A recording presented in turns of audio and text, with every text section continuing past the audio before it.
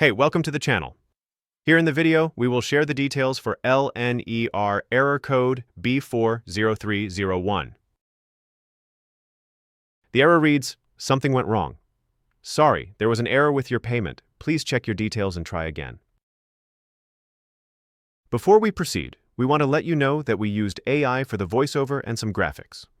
However, all the information shared has been manually researched and is not AI generated. As per our research, the error comes when users try to make a payment on LNER but are unable to complete the process. According to our research, the error is likely caused by incorrect payment details, issues with the selected payment method, or temporary glitches on the LNER system. To deal with the error, the first thing we suggest is to close everything and restart your device. Once restarted, open LNER again and try making the payment. If the error still comes, try switching to a different payment method. Use another card or payment option available on LNER and attempt the payment again. At last, if nothing helps, then reach out to the LNER support team for further help and assistance.